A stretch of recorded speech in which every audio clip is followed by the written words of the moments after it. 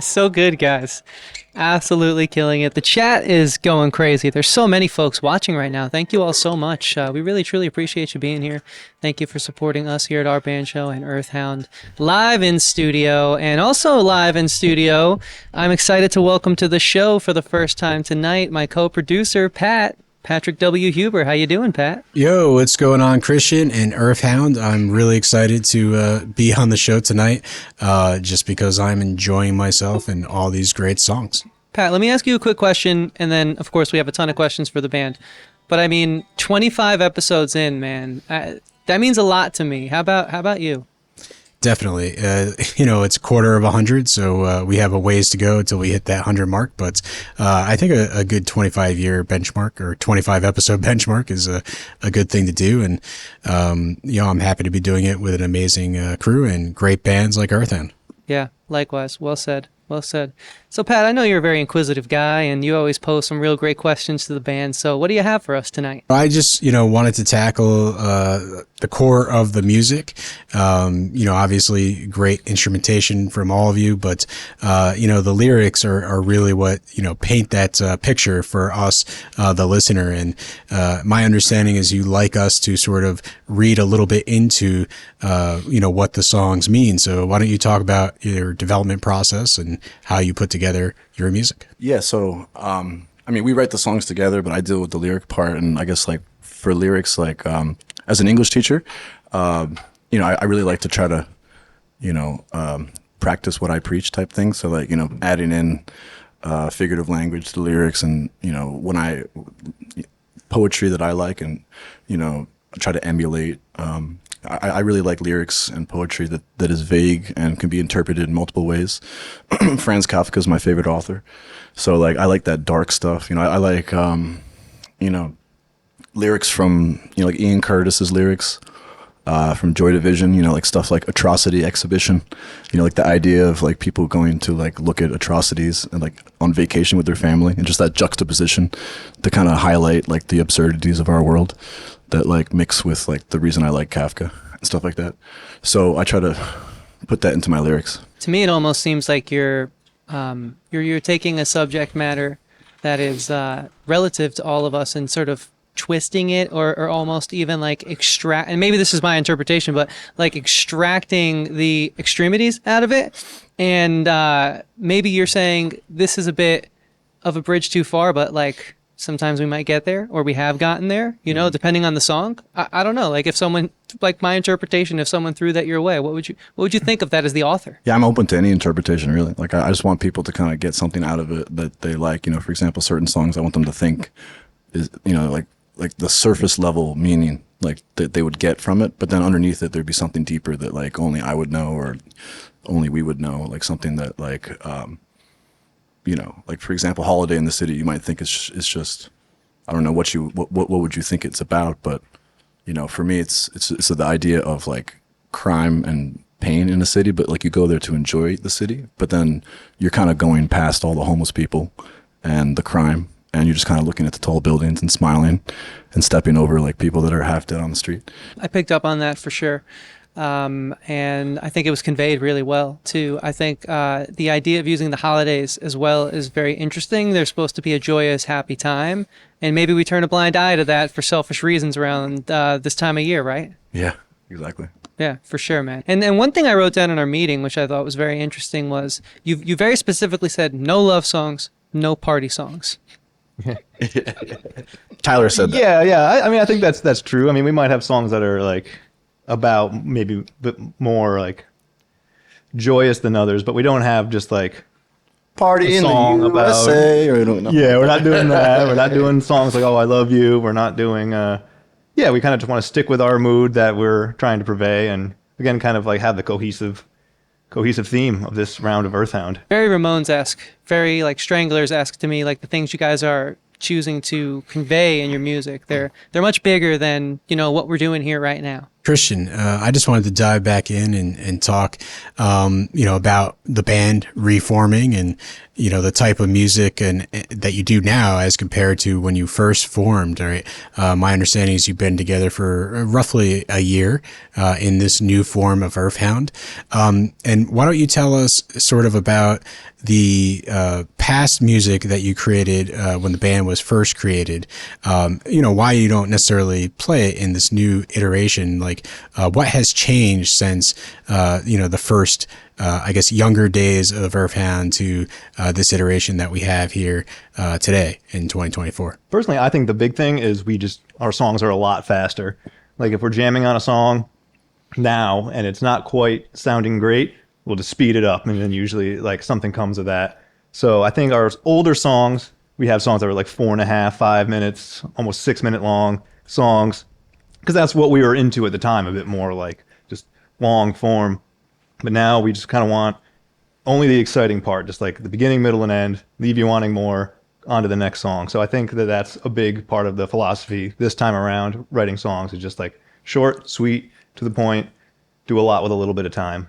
What is the impact of the two bands that we've really been using in our getting to know you and kind of building this episode out? What is the impact of the Ramones and of My Bloody Valentine on the sound? I wanted to add another one in there too. Just the guitar is like My Bloody Valentine, and like the bass is maybe like Ramones, but like the lyrics and stuff for me is like, stuff like the sound. If anybody's ever heard of the Sound, check them out. It's like a British band, from like the early 80s, late 70s, early 80s. And it's like this kind of melancholy kind of, yet uplifting sometimes like lyrics and vague. So like, the Sound is another really big influence of mine as well. And Joy Division. So like, the mixing of like the melancholy and juxtaposition of like dark themes with like, melodic music. I think we also can't forget Prefab Sprout. I think that comes with some of our more upbeat songs, kind of more power pop. I think that could be definitely an influence to all of us. Did you want to add something, Kevin? I'm good. Is that the band name, Prefab Sprout? I'm not familiar with them. Yeah, they're a pretty out. incredible band from the late 80s to early 90s.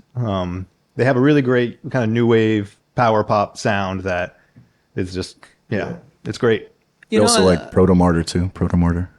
Okay, you guys are giving me bands that I definitely want to check out right away because I'm really enjoying what I'm hearing.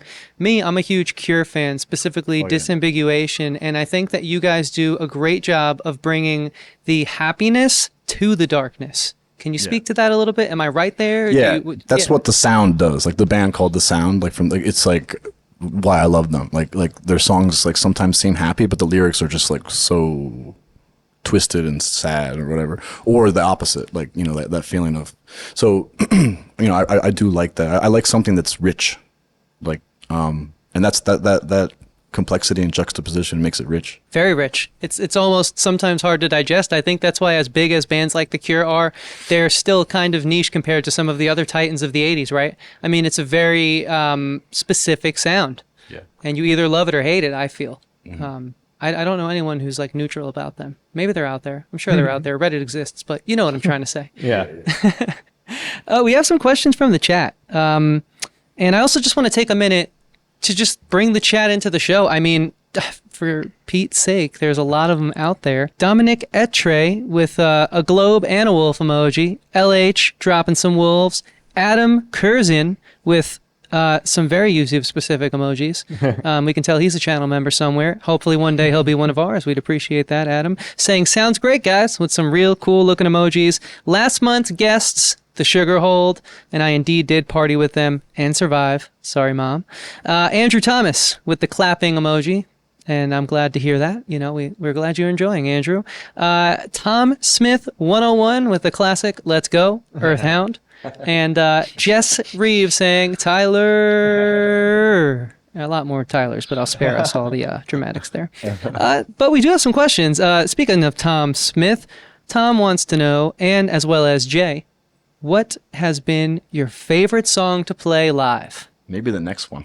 Yeah, I was gonna say the same. Segue. Yeah, the song we are about to play next. Not to give too much away, but it's one of the first songs that we built together when we reformed. I think it was maybe like the second song we wrote. It sounds a lot different than it did the beginning of the year, but it just for me it just keeps getting better and better the more we play it, and it's just such a fun song to play. So yeah, that'd be the best one for me. You know what? Let's go around the room on that one. Kevin. Yeah, I'll follow that up. The song after that, Taking Orders, is one of my favorites. Just think it's really catchy. Cool. It is a good one, I will say. Charles? Yeah, I want everybody to be excited about this next set, so I'm going to go with the third song in the set because it's a fast one. It's one of the fastest riffs that I made. So get ready for our favorite set, I guess. Now, I've always felt we have not only a very energetic audience, but a very, intelligent audience, because these questions that they're asking are perfect segues into one another. So we talked about the favorite song to play. Is there any song that you're particularly proud of more so than the others? A song towards the end of our set called Deranged, I am personally really proud of. I think just from a drum standpoint, it's pretty complex. Not to like toot my own horn or anything, but it's something that's like complex, and I've gotten very comfortable playing it. So I'm pretty proud of that song. I love when you can challenge yourself Yeah. and execute. And then you just practice and it gets, less and less challenging, but it's, yeah. For sure. I totally hear that. Joshua Coppersmith wants to know, best slice of pizza in the Hudson Valley. I know mine. Do you guys know yours? Fat Bob's. Benny's Pizzeria, Stone Ridge. Oh, Benny's, yeah. Okay. Charles? I guess I'll just go with Benny's, because it's a classic. We used to go there when we were in high school. Yeah. The Buffalo Chicken Pizza at Benny's. Chicken Bacon Ranch is good. Another good one. Nice. Pat, what about you? Best slice of pizza. Yeah, why not? Let's get everyone involved. Then I'll share my idea. It's really tough. I like a little bit of a meal on the pizza, and I'm just going to go ahead. Touch of Naples, which is nearby our studio, has a cheeseburger pizza, and you know how I like cheeseburgers. Specifically, the Sugar Holes should know how I like those cheeseburgers.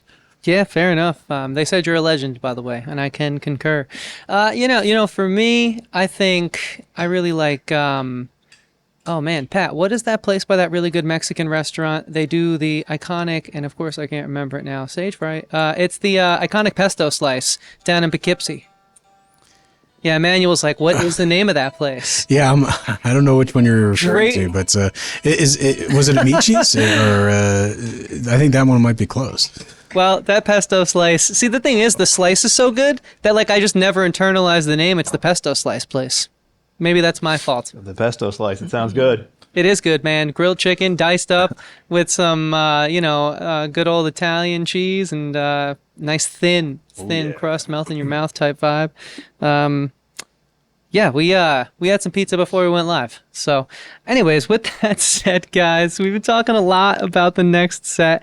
Emmanuel, if you remember the name of that thing, text me and I'll get it out there on the final interview here. Thank you for being such a great crew member, looking that up, and we'll take a quick second just to thank the crew in general. We love doing this show, and it's brought together by a lot of great, hardworking people. And this episode, we've had Emmanuel Fatakis, Eric Greenup, and Dan Chester, and we just have a great revolving door here of talented, hardworking filmmakers who help make this show happen month in, month out. And we truly thank them, and we look forward to many more episodes working with this great team.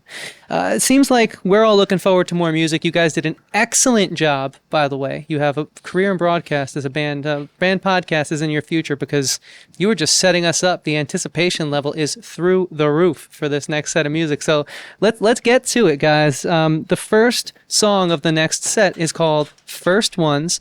This is our band show, episode 25. I'm Christian Novenko, and I'm proud to present yet again Hound with another set of tunes. Take it away, guys.